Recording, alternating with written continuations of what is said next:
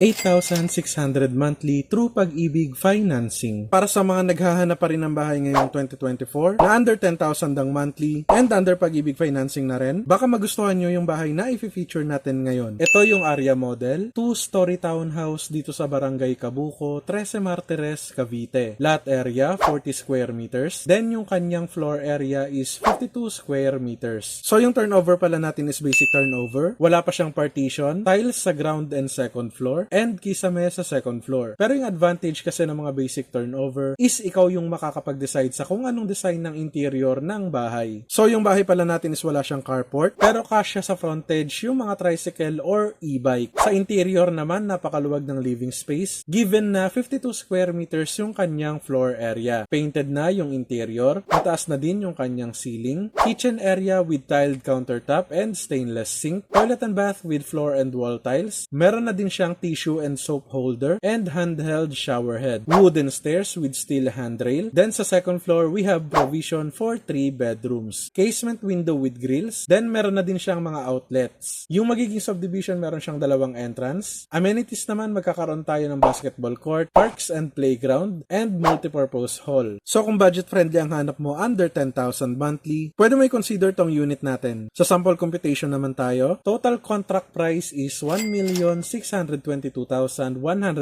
pesos. Ratio natin is 20% down payment. 80% naman is loanable amount through Pag-ibig Financing. Down payment natin is 243,322 pesos. Less reservation fee na 10,000 pesos. Net down payment is 233,322 pesos. Since naka-pre-selling yung mga units natin, payable yung down payment for 24 months. For 24 months, ang babayaran mo na monthly is 9,721 pesos. Then yung magiging monthly amortization mo naman sa Pag-ibig for 30 years is 8,602 pesos. Required monthly income is 25,000 pesos. If in case na hindi aabot yung monthly income mo, huwag kang mag-alala dahil open naman ang Pag-ibig for co-borrowers. Initial requirements pag magre-reserve, kailangan natin ng 2 valid IDs, proof of billing, 1 month payslip, and BIR 1904 form. Kung nagbabala ka magrenta ng bahay, mas maganda siguro kung i-invest mo na lang sa rent-to-own and magagamit mo pa yung Pag-ibig benefits mo. For tripping schedule naman, message mo lang ako kung saang social media platform mo man napanood tong video na to. Pwede ka din mag-send ng SMS or tumawag sa phone number na nasa screen. Active din yung phone number na yan sa Viber and WhatsApp. Anong tingin mo? Pasok na ba to sa budget mo? Tara, schedule na natin yung site viewing mo.